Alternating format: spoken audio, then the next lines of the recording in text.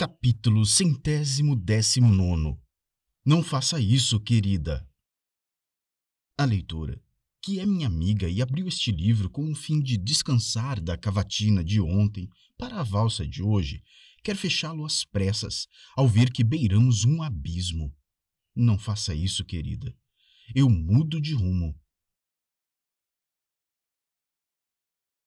Capítulo 120.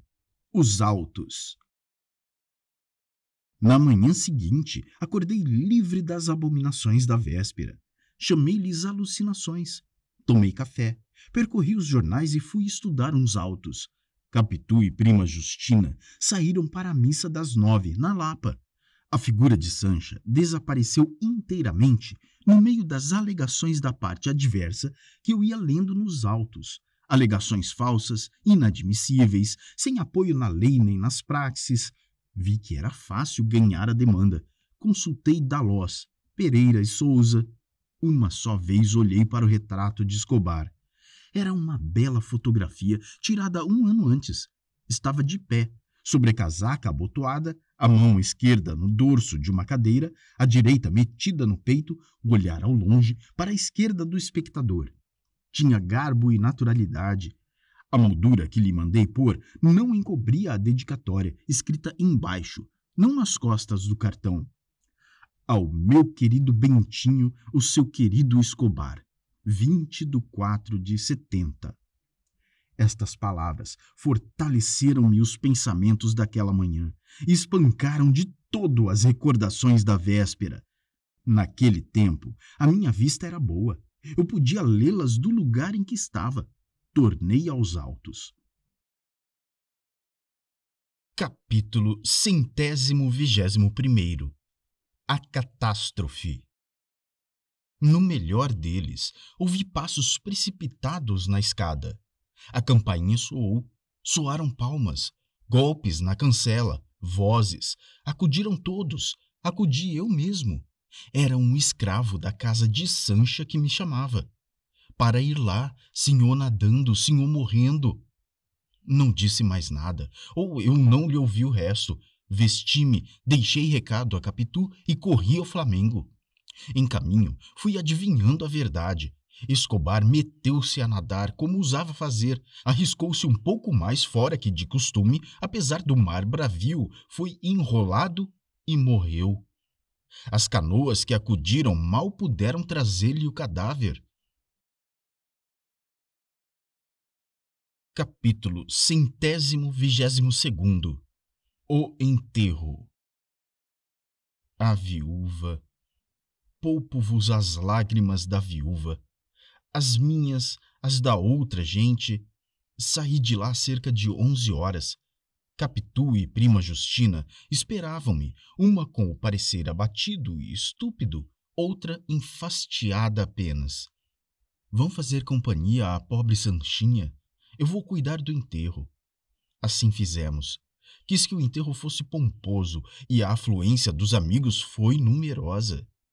Praia, ruas, Praça da Glória, tudo eram carros, muitos deles particulares. A casa, não sendo grande, não podiam lá caber todos. Muitos estavam na praia, falando do desastre, apontando o lugar em que Escobar falecera, ouvindo referir a chegada do morto. José Dias ouviu também falar dos negócios do finado, divergindo alguns na avaliação dos bens, mas havendo acordo em que o passivo devia ser pequeno. Elogiavam as qualidades de Escobar. Um ou outro discutia o recente gabinete Rio Branco. Estávamos em março de 1871. Nunca me esqueceu o mês nem o ano. Como eu houvesse resolvido falar no cemitério, escrevi algumas linhas e mostrei-as em casa a José Dias, que as achou realmente dignas do morto e de mim. Pediu-me o papel, recitou lentamente o discurso, pensando as palavras, e confirmou a primeira opinião. No Flamengo, espalhou a notícia. Alguns conhecidos vieram interrogar-me. Então vamos ouvi-lo? 4 palavras. Poucas mais seriam. Tinha-as escrito com receio de que a emoção me impedisse de improvisar. No Tilbury, em que andei 1 ou 2 horas, não fizera mais que recordar o tempo do seminário, as relações de Escobar, as nossas simpatias, a nossa amizade, começada, continuada e nunca interrompida, até que um lance da fortuna fez separar para sempre duas criaturas que prometiam ficar por muito tempo unidas. De quando em quando, enxugava os olhos. O cocheiro aventurou 2 ou 3 perguntas sobre a minha situação moral. Não me arrancando nada, continuou o seu ofício. Chegando a casa, deitei aquelas emoções ao papel. Tal seria o discurso. Capítulo 123. Olhos de ressaca. Enfim, chegou a hora da encomendação e da partida. Sancha quis despedir-se do marido e o desespero daquele lance consternou a todos. Muitos homens choravam também, as mulheres todas. Só Capitu, amparando a viúva, parecia vencer-se a si mesma.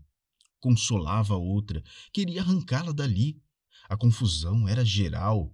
No meio dela, Capitu olhou alguns instantes para o cadáver tão apaixonadamente fixa, que não admira lhe saltassem algumas lágrimas, poucas e caladas. As minhas cessaram logo. Fiquei a ver as dela. Capitu enxugou-as depressa, olhando a furto para a gente que estava na sala. Redobrou de carícias para a amiga e quis levá-la. Mas o cadáver parece que a retinha também.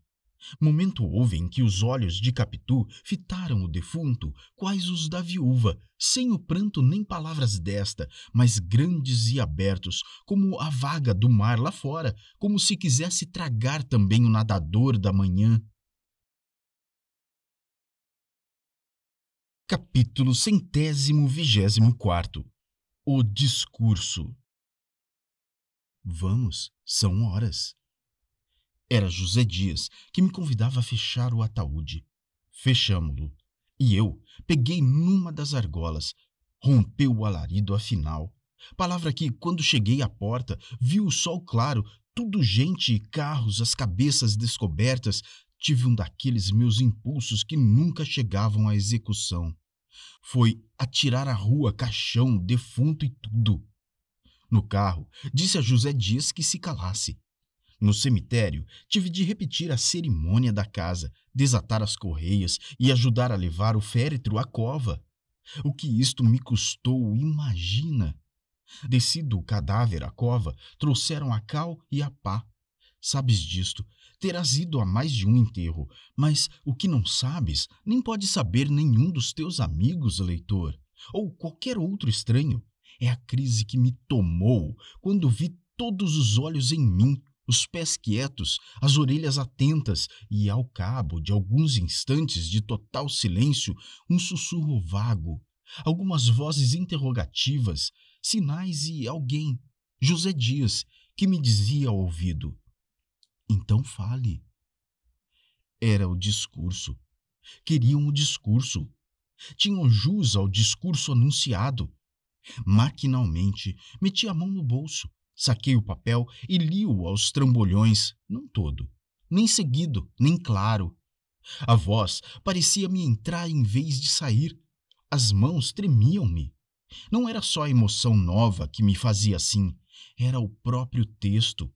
As memórias do amigo, as saudades confessadas, os louvores à pessoa e aos seus méritos.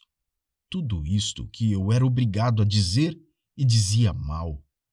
Ao mesmo tempo, temendo que me adivinhassem a verdade, forcejava por escondê-la bem. Creio que poucos me ouviram, mas o gesto geral foi de compreensão e de aprovação. As mãos que me deram a apertar eram de solidariedade. Alguns diziam: muito bonito, muito bem, magnífico. José Dias achou que a eloquência estivera na altura da piedade. Um homem, que me pareceu um jornalista, pediu-me licença para levar o manuscrito e imprimi-lo. Só a minha grande turvação recusaria um obséquio tão simples.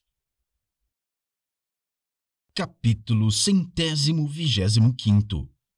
Uma comparação. Príamo julga-se o mais infeliz dos homens por beijar a mão daquele que lhe matou o filho. Homero é que relata isto, e é um bom autor, não obstante contá-lo em verso, mas há narrações exatas em verso e até malverso. Compara tu a situação de Príamo com a minha. Eu acabava de louvar as virtudes do homem que recebera defunto aqueles olhos. É impossível que algum Homero não tirasse da minha situação muito melhor efeito, ou, quando menos, igual. Nem digas que nos faltam Homeros pela causa apontada em Camões. Não, Senhor, falta-nos, é certo, mas é porque os Príamos procuram a sombra e o silêncio. As lágrimas, se as têm, são enxugadas atrás da porta, para que as caras apareçam limpas e serenas. Os discursos são antes de alegria que de melancolia, e tudo passa como se Aquiles não matasse Heitor. Capítulo 126. Cismando. Pouco depois de sair do cemitério, rasguei o discurso e deitei os pedaços pela portinhola fora, sem embargo dos esforços de José Dias para impedi-lo. Não presta para nada, disse-lhe eu, e como posso ter a tentação de dá-lo a imprimir, fica já destruído de uma vez. Não presta, não vale nada. José Dias demonstrou longamente o contrário. Depois elogiou o enterro e, por último, fez o panegírico do morto, uma grande alma, espírito ativo, coração reto, amigo, bom amigo, digno da esposa amantíssima que Deus lhe dera. Neste ponto do discurso, deixei-o falar sozinho e peguei a cismar comigo. O que cismei foi tão escuro e confuso que não me deixou tomar pé. No catete, mandei parar o carro. Disse a José Dias que fosse buscar as senhoras ao Flamengo e as levasse para casa. Eu iria a pé. Mas vou fazer uma visita. A razão disto era acabar de cismar e escolher uma resolução que fosse adequada ao momento. O carro andaria mais depressa que as pernas. Estas iriam pausadas ou não. Podia afrouxar o passo, parar, arrepiar caminho e deixar que a cabeça cismasse à vontade. Fui andando e cismando. Tinha já comparado o gesto de Sancha na véspera e o desespero daquele dia. Eram inconciliáveis. A viúva era realmente amantíssima. Assim se desvaneceu de todo a ilusão da minha vaidade. Não seria o mesmo caso de Capitu? Cuidei de recompor-lhe os olhos, a posição em que a vi, o ajuntamento de pessoas que devia naturalmente impor-lhe a dissimulação, se houvesse algo que dissimular. O que aqui vai por ordem lógica e dedutiva tinha sido antes uma barafunda de ideias e sensações, graças aos solavancos do carro e às interrupções de José Dias. Agora, porém, raciocinava e evocava claro e bem. Concluí de mim para mim, que era a antiga paixão que me ofuscava ainda e me fazia desvairar como sempre. Quando cheguei a esta conclusão final, chegava também à porta de casa. Mas voltei para trás e subi outra vez a rua do Catete. Eram as dúvidas que me afligiam ou a necessidade de afligir Capitu com a minha grande demora? Ponhamos que eram as duas causas. Andei largo espaço, até que me senti sossegar. Endireitei para casa. Batiam 8 horas numa padaria.